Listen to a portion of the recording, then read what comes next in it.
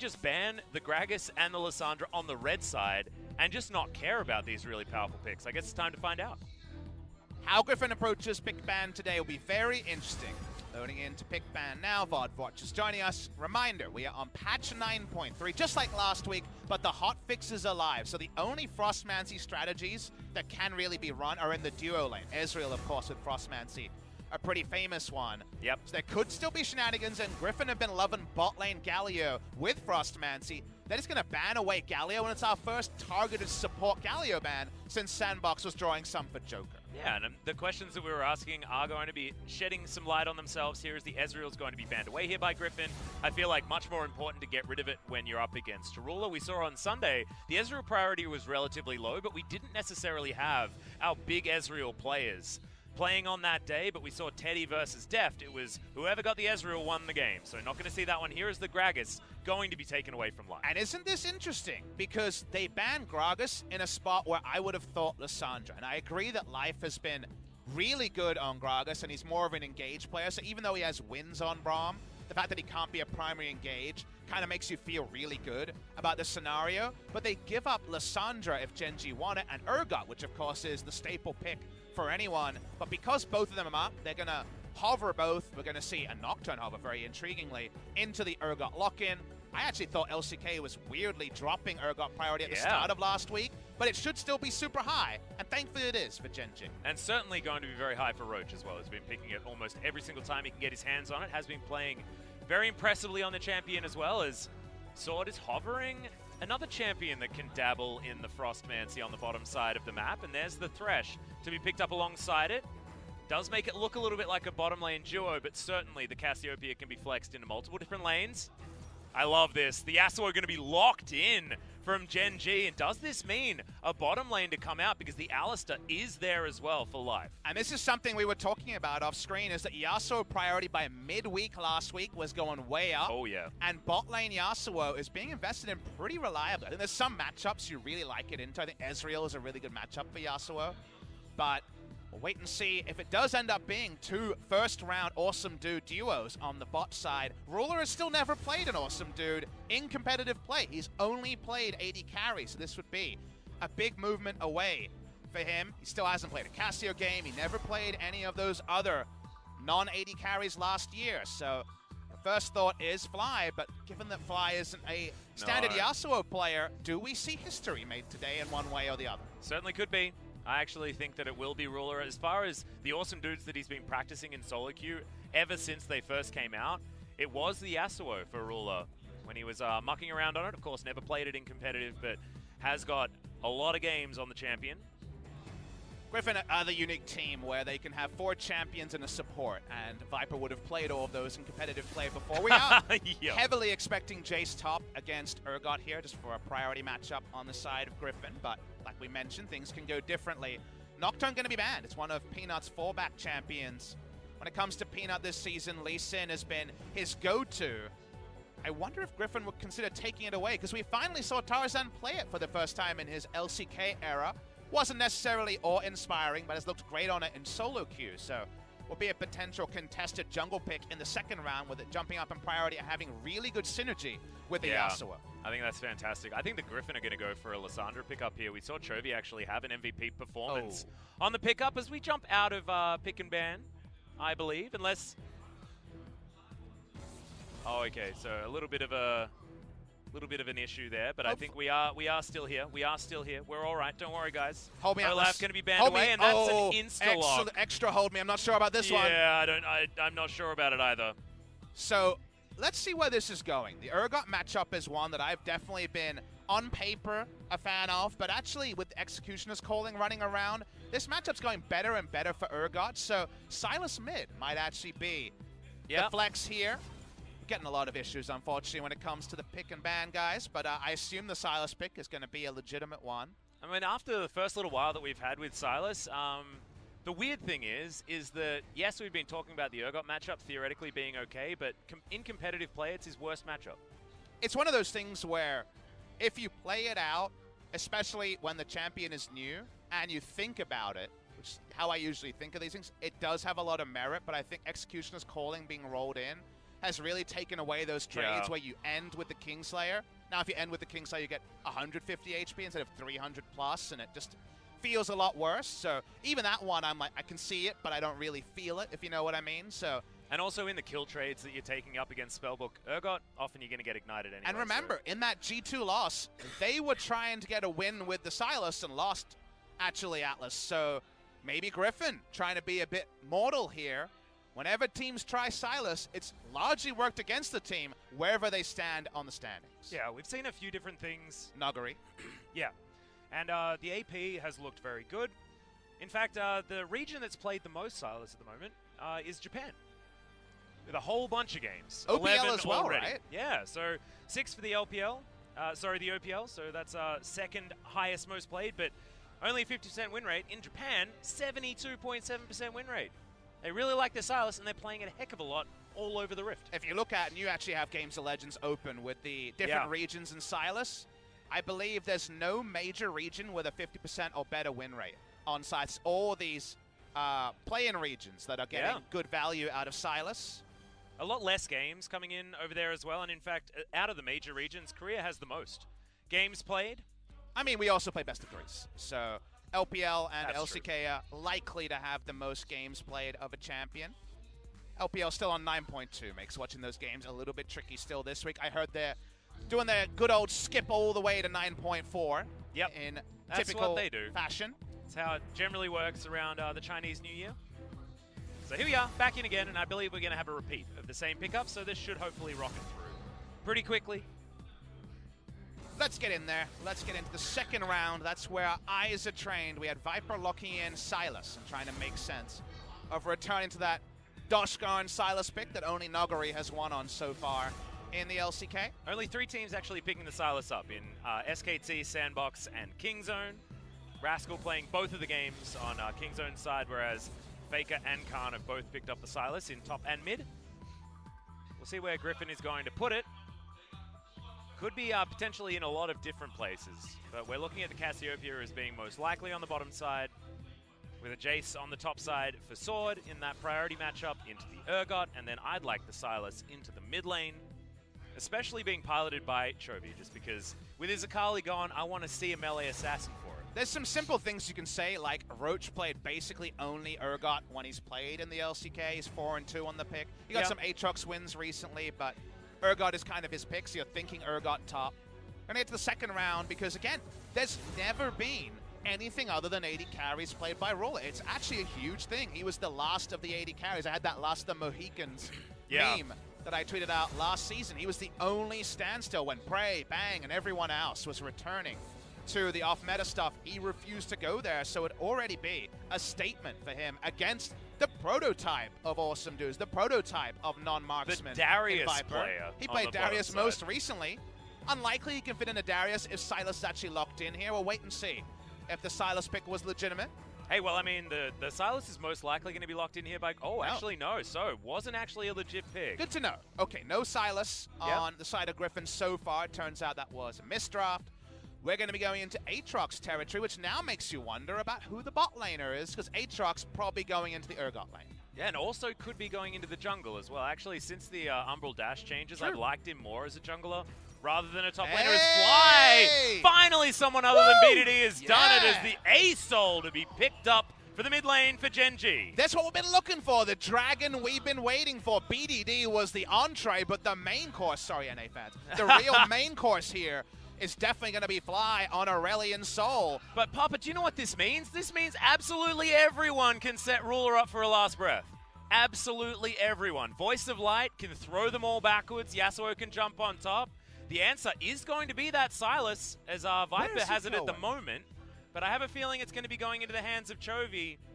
All right. Griffin have one hell of a team composition. And here we go. We found comfort finally, Atlas, on the side of Gen.G, but amusingly, Ruler is the one who's conforming. Everybody else is on close to ultra comfort. Life is a playmaker, Peanut is a Lee Sin main.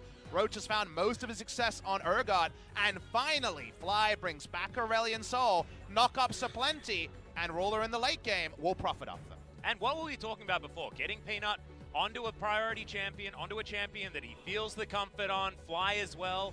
How can he be on Lissandra? and like have a decent game? Well, it doesn't actually matter. He's on Ultra Comfort now in the Aurelion Sol, finally able to play it here in 2019. A lot of very exciting adjustments that Gen.G have made coming into this game, and Griffin have thrown a hell of a lot of gauntlets with this composition. Definitely, you look at Gen.G and say, man, some nice synergy here, and Fly on a pick that he really made his name on when he returned from China back to, at the time, KT Rolster, where he was starting mid laner. He was big on the Aurelion Sol pick, brought it to Longzhu, brought it around the world. He's finally back on Aurelion Sol after BDD has played 2 games of it. Can he actually find a relevant performance on a champion that is not Lissandra? Is something we are waiting to see in the 2019 season. Meanwhile, Griffin have gone for the sort of comp where you look at the picks and say, oh, I could see this losing. Oh, other teams haven't been able to win with this. Yeah. Tier list-wise and top region-wise, Sylas hasn't been winning. Can Chovy make us a believer? Can Griffin find the victory in game number 1? Well, we'll find out right now as we hit the rift.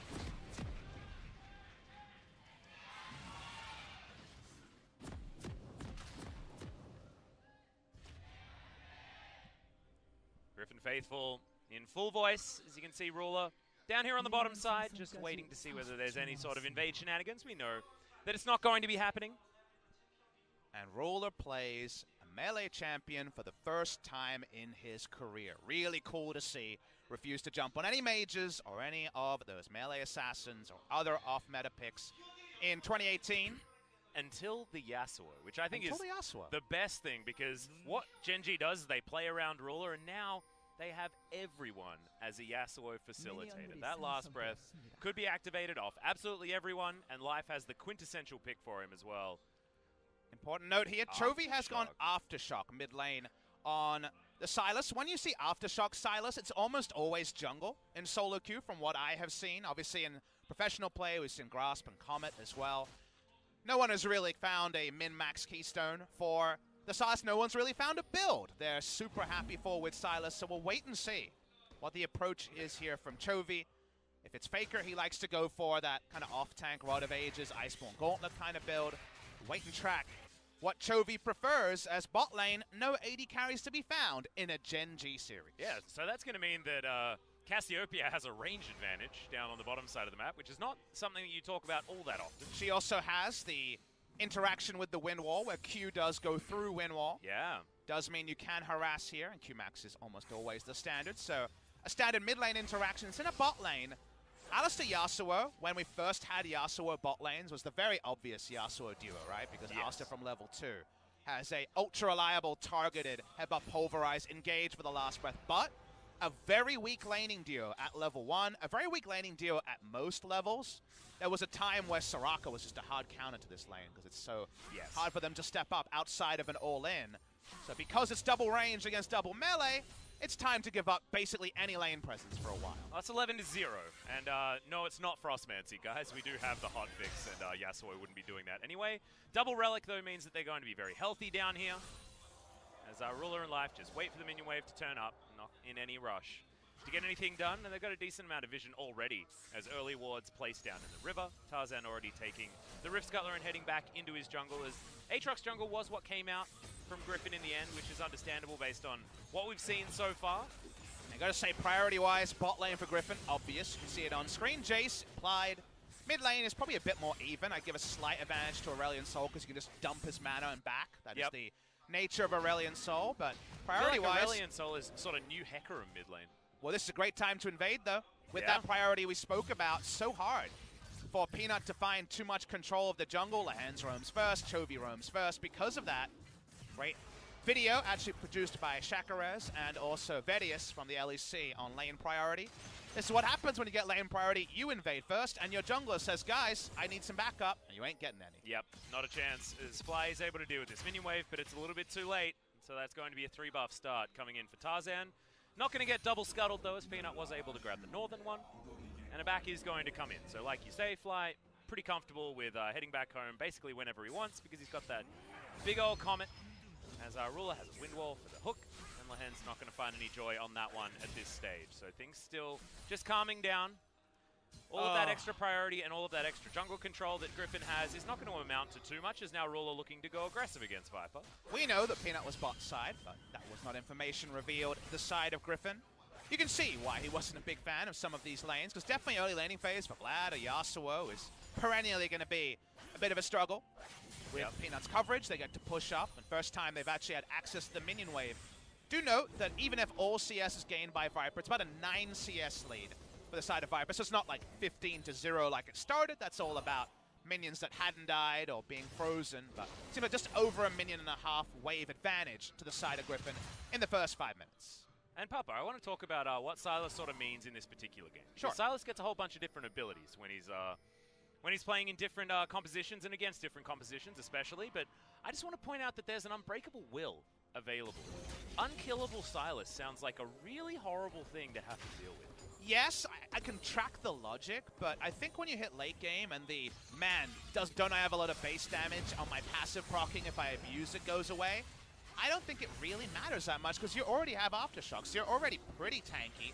Yeah, being ultra tanky doesn't really change much to me, so I agree there's games where that makes sense. If you were Comet full AP, I think it could be nice, but in this particular game, I actually look at the enemy side and I'm like, Urgot ult, I think, is always the one you love, because whatever build you go, it's reliably strong. Whoa. Nice little flay there from Lehens, actually, to stop Life from getting any value.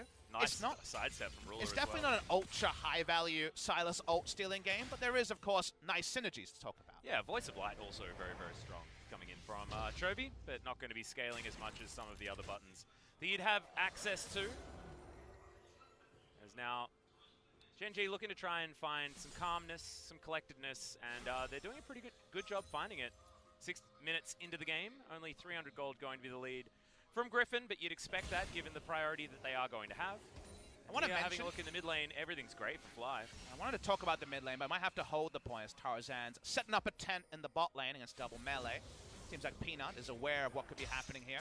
Well, Hook is going to land here under Ruler. Good playback as Miasma is down, stopping any of the dashes from coming through. But Peanut bides his time. He's waiting. Only level 5, though, so not going to have the kick just yet. And that Sonic Wave just going wide onto Tarzan. So just a bit of biffo down on the bottom side.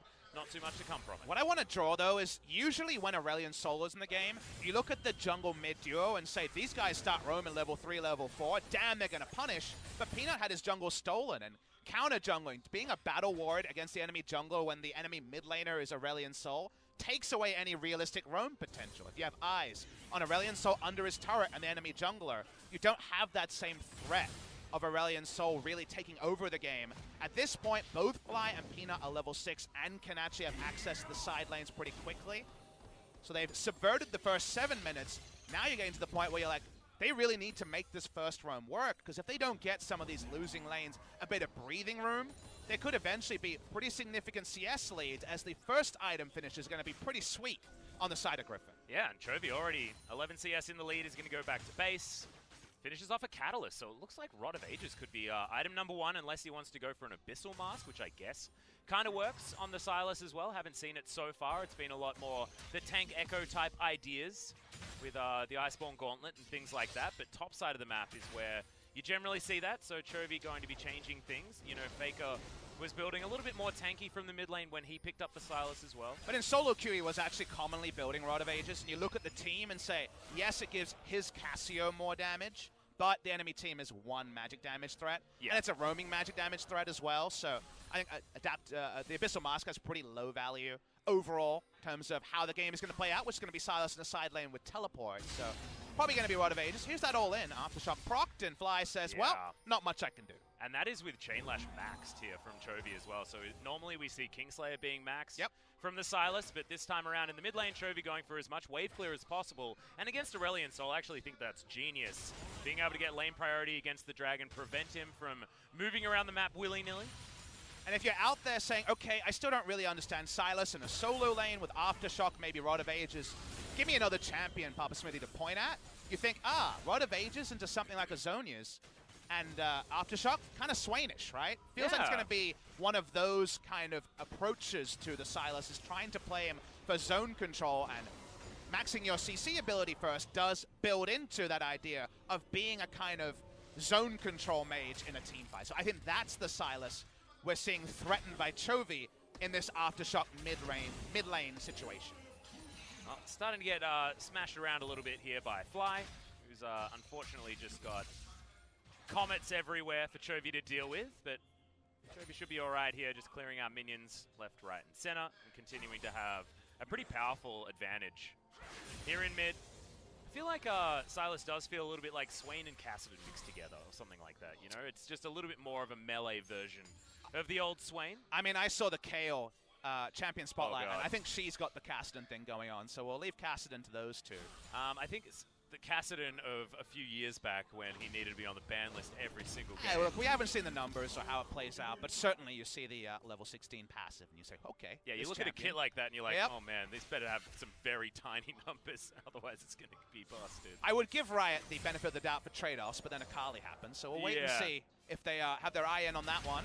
Zooming into the mid lane, where we finally see some action. Tarzan ahead of the play. Yeah, well, Peanut's actually just going to safeguard all the way over. Kick stolen here by Chovy. Can bounce each other back however often they want. But Tarzan's going to turn up, and that means that nothing doing really. And Dragon Rage is picked up by Chovy because I feel like he wants it for a potential roam play. Peanut moving down, last breath, onto Viper, who takes the lantern, but it's in the wrong direction as Ruler's now in trouble. Oh, Viper, he whiffs the ultimate, and now Ruler's trying to chase after him. BQ going to land, but it's going to be onto Tarzan as he's going to live. Viper's okay, and the kill actually comes down for Tarzan. World Ender's in there. He's got the full life bar, but is actually going to head back home as Chovy in a bit of a kerfuffle with Fly, but it's going to continue on the bottom side of the map. Tarzan survives, and Ruler's going to fall. It's a disaster for Gen.G when it could have been so good. And it seemed like it would be perfect. There was no value out of the Petrifying Gaze, and yet even in the 1%ers, Griffin make you a believer. They're able to turn it around. They get the 2 kills. Chovy just roaming around the mid lane and keeping Fly in the lane. The roam advantage massive for Fly, but the ability to get out of lane, 0% chance. Yeah, exactly. This is the thing, because I feel like with that Q-Max now, it's just so much wave clear coming in from Chovy that Dragon just has to be there the whole time. No Common Legend options at all as Griffin going to land the hook to start this one off.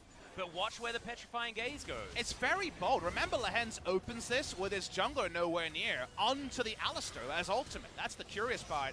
I was looking for the Petrifying Gaze, and I believe it got Windwall. Regardless, it got no value. As the fight comes on, Tarzan is there behind the play. Viper with his sidesteps just lives on a sliver. A Q there, and he's done. Backs away from there. We thought the play might be over as we watched the brawling in mid lane, but this time the death sentence is a lot more clean. They take down Ruler, they take down the duo of Gen.G.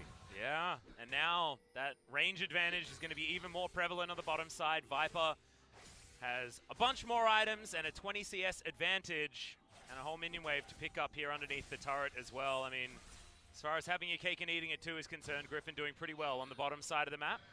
3,000 gold is where the lead is, sort of erupting out of nowhere, and I feel like we're going to be a lot more honest with our gold leads here. Last week was Frostmancy making things a bit confusing. Gold was a bit strange as on the top side. Chovy finds the abscond onto Fly, and the Voice of Light does come out, but the flash has to be used, and the Infernal Chain's not going to register. And Peanut was just soloing down the Drake as bot lane. All right, we got another double play coming back here, but a lot of damage now onto Viper. Finally gets cut down by the Lee Sin as the knockup comes forward. Sword has to complete the teleport, of course, and now Roach could be in trouble. Tarzan chasing after him. Chovy trying to get on in here, doesn't get knocked up as there's the abscond to get right into this fight right now, and thankfully does have that aftershock to keep him alive. He's going to give up his own life just to save the rest of his team, and now Griffin have a big push onto the bottom lane outer turret. A bot lane party. Finally, the Cassiopeia goes down. Ultimate was a couple of seconds available from cooldown there. They're going to chase for more, though. Tarzan's looking brawling for some knockups. Yeah, exactly. I feel like Aatrox versus Zergod has been a matchup no matter where both of these champions are, as now Ruler underneath the turret without a wind wall struggling against Sword, where I've seen this matchup, and this doesn't go so well. Okay, just boops him out of the way. No wind wall available, I don't think, earlier on, but we'll have it now for any cheeky shock blasts. I gotta say, Griffin are getting in the mud with Gen.G this game. Yeah. They are brawling. They are not looking for any finesse in their early play. Some great individual moments, but they are not looking for anything other than early fights. They're skirmishing a lot harder than they were since about week 1 of the LCK. The turret plates rain down on bot side, and the reason why Griffin re-engaged 4v5 was a lot of ults were used for one kill. The full commitment from Gen.G meant that after the play was over, whatever fallback objectives were kind of free for the side of Griffin. They get all those turret plates. They do get the Ocean Drake as well. And they're roaming topside to stop there being an answering Rift Herald from Gen.G. Yeah, thankfully for Peanut, he is able to get the Rift Scuttler, so at least they'll have permanent vision for the next little while that can't be removed. But looks like the transition of power for Griffin will be to move their vision towards topside, and Shelly's not going to be an easy objective here for Gen.G like you talk about. Zhonya's is completed here for Viper, so he's going to be a lot more comfortable, especially in these physical matchups, as this is something that can happen basically all day.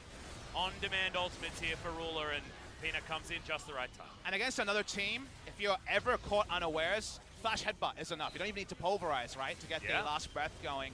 Any displacement will do it, and everyone's got one. So because of that, Griffin are actually, for once, surprised by the decisiveness of life on a playmaker. It's why they drew a Gragaspan, you'll remember, in the first round of the pick and ban. From there, we already talked about how all the fallback objectives after the all-in were going to be freebies for Griffin.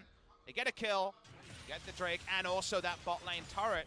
Remember, the priority in the lanes, other things being equal, were that with the side of Griffin, instead of 3 losing lanes, we're looking at 3 winning lanes in CS, and in some cases, winning by a bit. Yeah, winning by a massive margin, as 20 CS was the value for Viper against Ruler, but it certainly is the value for Chovy now against Fly. It feels like Chovy's able to get every minion extraordinarily easily here, and Sword putting on pressure. But Control Ward just going to be the priority here for the Sylas, so not going to be worried too much about the Jace. Moving on into the mid lane, he's going to head back down bottom side and continue putting on pressure as Griffin has successfully moved their lanes around to make sure that they can't get punished or anything like that rotated on after taking that outer turret. Right now, looking at item timing, Shiv is done for Rulers, becoming the new standard. When I saw the item changes, I thought IE Shiv would be the new build. But I think players are going kind of IE Sterix rather than Phantom Dancer on. Yeah, I feel like the lifeline choice in the Sterix is just a more handsome one for the Yasuo. I'm a big fan because I think Phantom Dancer was heavily buffed for 80 carries, so they don't have to drop off damage as much. They can still get attack speed and crit while getting a shield compared to, say, a Maw or other things. But for Yasuo in particular, given that he really used the old passive well, I think it was pretty much a straight nerf. So Sterix second might be the decision here. Maybe full damage if he feels like they need it. Part of Aegis timing's done for both mid laners, but Griffin continue to rotate, and Fly still caught under his own turret. Well, Chovy not actually going to pick up any aggro here, and he's super healthy with his run of Aegis. Oh my god! I think Fly was there a moment ago. As there's the kickback. Ruler finds the ultimate, but the flash is going to get Tarzan out of there, and Griffin get away scot-free, and it looks like they will also be able to pick up this turret. And apparently they don't like Fly very much. It was a double flash to get just a kill. They should be able to take the turret as well, but they don't have enough vision, so they back away. That's some rare bloodlust for Griffin. They really... I feel like that's been what's happening so far this game. And I love it against Gen.G because what did Gen.G do? Not a whole lot in the early games most of the time. And Griffin have said, well, let's just make this a high-octane early game. And what are they going to do about it? The answer is not a whole lot and not enough against Griffin. Super hard engage here onto the mid lane. This one, the kills, they got him. Good news on that one. Sword returns to the bot side. Black Cleaver in tow. Not going to have any kill threat onto Roach in the side lane, but already you're seeing some of those farm bounties and even some kill bounties grow on the side of Griffin. Gen.G, they've been cooped under their own turrets, even with their roaming mid lane. We were so excited to see the return of Aurelion Sol.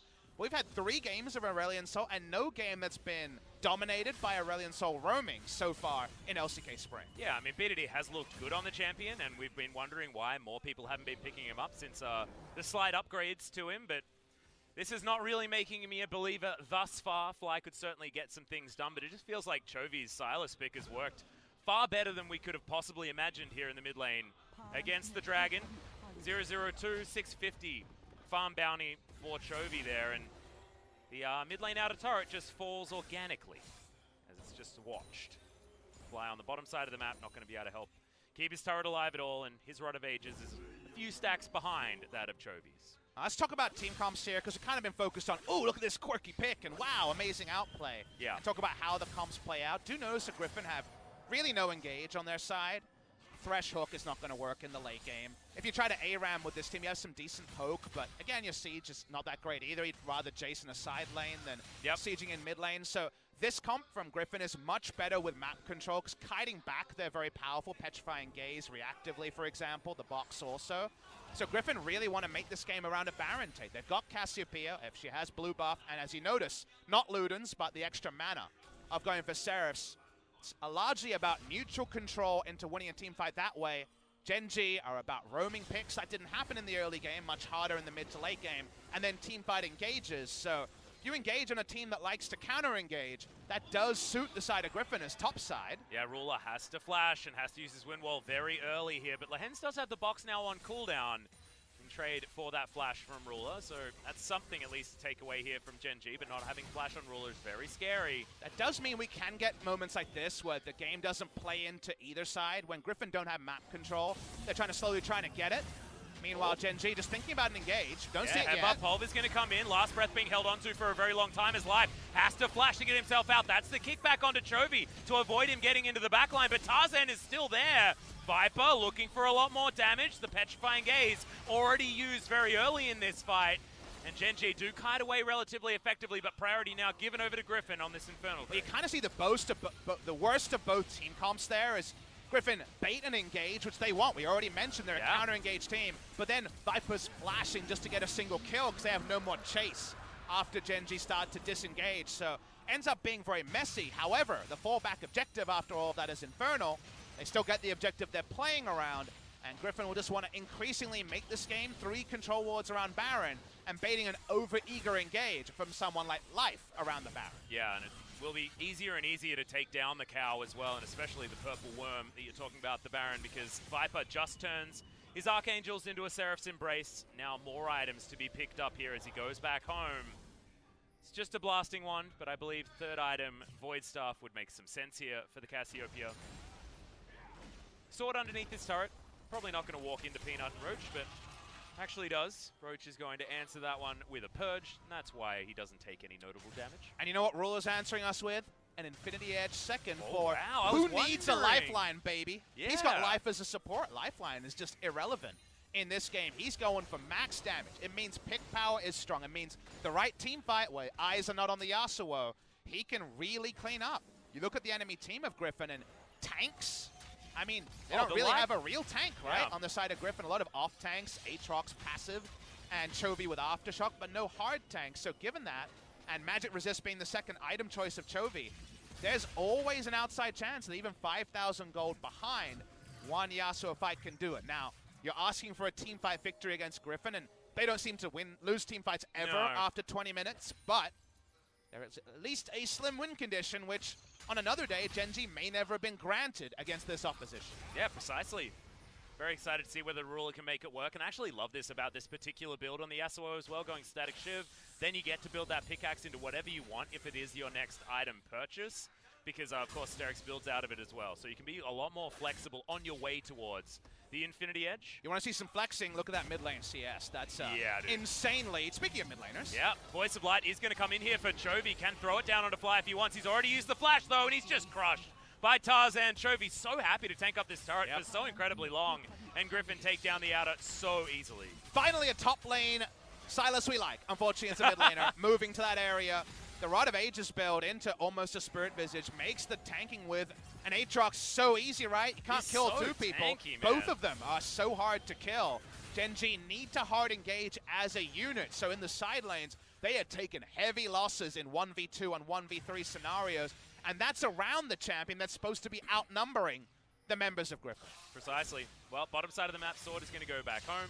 See what he can pick up here as Guardian Angel could be an option, but with the stopwatch unused just yet, I'd like to see something like a Duskblade. And no, he's going to go... We've seen this a whole lot more. A lot of Last Whispers being picked up as they've been buffed just a little bit with a little bit more damage options. As Chovy, it looks like he's going to go Rod of Ages into that full tank build. Do you want to hear something really scary? What's that? I'll hold it till when we get the scoreboards up again. First, we'll talk about this, but I noticed something that made me very concerned. Turret dive, very easy with Aatrox and also the Sylas Aftershock. Sylas and a big health bar and Aatrox passive, but if you actually count CS, it's about 130 CS that Griffin that Gen.G have lost to the turret, that have lost to nothing. 130 creeps have died, unclaimed by Gen.G. That is an insane amount for 23 minutes in the game. And that shows the pressure of drafting losing lanes and a roamer that couldn't roam. They've literally lost out on 130 times at least, what, 18 to even more gold for each of these CS, right? A lot of this gold lead is purely CS that Gen.G have missed. Yeah. And that gold lead is approaching 8,000 as well. I mean, what is it with Griffin games and looking up at the scoreboard and being like, oh, they're completely crushing their opponent here at 25 minutes in. It's just, it feels so suffocating, so oppressive, which is why we talk about 2015 SKT so often when we reference Griffin, because the last time that we felt this kind of craziness and this kind of guaranteed win. You know, you remember when you were watching SKT back in that time and they could be behind by 4,000 gold, but you never actually thought they'd lose the game. And it was almost always true. And Griffin's making us feel the same way as Chovy. Has to flash to get out of the way of Roach's ultimate, but now he's continuing this fight as Tarzan diving forward. Infernal Chains means that the A-Soul is going to go down, and Chovy grabs that kill, and now Life. Nice double knock-up, but has to flash to get himself out. There was no way Ruler was diving in with his ultimate on that one. He's got his new Infinity Edge, but no way to use it. Aurelion Sol was supposed to be the ace in the hole, the ace up the sleeve, but it hasn't been that way this game. He's been so well held, even though it's the first game we're seeing of it from Gen.G. So well scouted by Griffin, and now, damned if you do, damned if you don't, they have a full engaged team, and they're getting split pushed, and they're losing Baron. Yep, it's a 4v4 here around the Baron pit, and in the meantime, Sword's just on the bottom side of the map with a teleport available, knocking on the front door. Griffin not wanting to actually go for this one, but they're just keeping Gen.G busy. I feel like they may as well as Life. Gonna get the headbutt back onto Tarzan, but Tarzan just straight up doesn't care. World Ender not available just yet, as Chovy does have that unbreakable will as Peanut dives into the back line. Can he actually get the work done as Viper is into his Zhonya's, but he's not going to last for too much longer. Double kill now for the Yasuo as the knockup comes in. Chovy extraordinarily healthy. He's still my God, what is this damage potential? And he's not taking any of it. The Kingslayer gave him almost his whole health bar back as Sword just kills Fly underneath his own turret. It's one of those in the meantime stories, and Chovy ain't finished yet. He's going to get rid of the Urgot. It looked like it was the best possible scenario for Gen.G. Ruler almost popping off, but he doesn't. And we got to see the scientific experimentation. You asked, all right, what about stealing Alistar? Oh, what will it do? It didn't help him kill people, but it bought so much time where he couldn't die, and he was doing relevant damage. For Sword to split push, kill the Aurelion Sol a second time in the same passage of play, and get the inhibitor, it may not make him a murderer, but damned if it doesn't make him just the tankiest guy ever. Yeah, exactly. And also, you get a bit of AD off that one, and when you've got a Sheen with you as well, I mean, you're going to be double dipping into that. I don't think Griffin should be allowed to double dip. It should be single dip for Griffin. Everyone else can double dip. Exactly. I mean, he didn't look at the rules on the packet of Doritos, I don't think, Papa Smithy, is there's too much dipping. His Sword, yeah, that's a very, very dead dragon. We got excited when we saw it being picked up here from Fly. Certainly a famous pick for him, but hasn't looked great so far. Last Breath finally gets used here, but it just, Griffin, they use aggro so incredibly well in these team fights that it just feels like there's no options for any team against this squad. Especially because this was always going to be a true 4v4. Teleport's up for Jace, but he ain't teleporting. He's always committing. We're getting a replay, though. Gen.G is saying, let's just run it Baron. We got a team fight comp. This is the closest we're going to get to a team fight. Oh, Chovy has a kick available. Look at them all lined up. Throws in the Q. Can he actually get this work done as Tarzan jumps on over? That's going to be the solo ultimate out from Ruler, but can they actually get it? Oh, Chovy with so much health back into the grinder now, as that's a three-man fear coming in for Roach, but they are looking to try and just disengage. 1 for 1, and good God, this Sylas tanked up the whole Gen.G squad. And Griffin staying around the Baron. The Sylas bought a lot of time, but that was a great move by Gen.G. You remember last week, we were watching games where we said, the team's only win condition is to try to roll at a Baron. They got a kill and backed away. Today, Gen.G say, we got a team fight comp and we lost our bot lane inhibitor, the one furthest away from the Baron. We're never going to get a 5v5 fight. We have to suicide Baron and take the turn fight even with lower health bars, because we're never going to get anything else resembling a 5v5 team fight, and our comp doesn't do anything else. They end up with a 1 for 1, and while that isn't a game winner, because they're already so far behind in gold, that is still the best macro play they could make. at 28 minutes into the game. So credit to them. They made a lot of mistakes in this game and this season, but this was the best they could hope for. Yeah, I completely agree. As look at this. Look at Chovy just tanking this for so incredibly long. Gets the kick onto Roach to bring him out of there, and I don't know whether he's almost able to get another ultimate here towards the end, but gets put in the grinder. And that was actually a 4-man.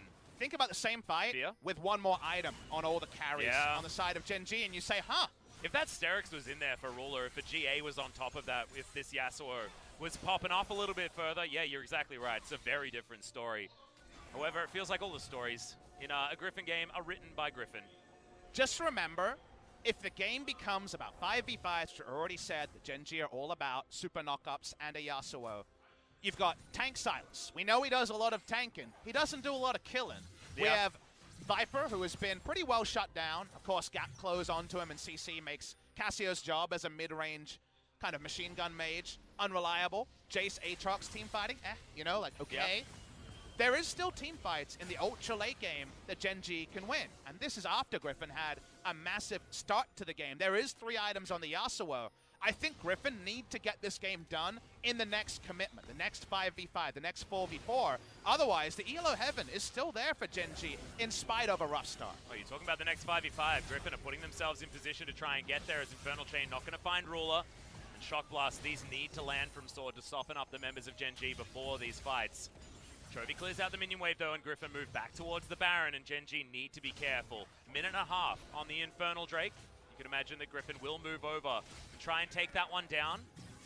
As Tarzan, another Infernal Chain lands, as it's another ultimate from the Alistair picked up here from Chovy, and he's going for the initiation. Wants to find some extra knockups now as Life's going to get the headbutt back in. But Chovy has the Unbreakable Will, and it's both of the Unbreakable Wills just trying to tank up, and Chovy's is so much better. Miasma is flashed into, and now Ruler's trying to kite this one back, but it's just not going to work. The Aurelion Soul once again going to go down second. It's a triple kill coming in for Sword, as Chovy's found Peanut once more. Flashes over, but Blastcone is going to keep the Lee Sin alive. Shock Blast, Sword's hunting for it. Can he find it? They're going to look for the win anyway. Yeah, they're going to jump in through the bottom side of the map, and it looks like Super Creeps, as they prepared earlier, will be able to finish this game. That'll be the game ender. In the replay, you'll see that there was actually a big disagreement, a mistake from Gen.G in that fight that cost them a lot. It's not going to matter. Griffin win when they need to. They needed to win before the Yasuo was truly online. Turns out they get there, but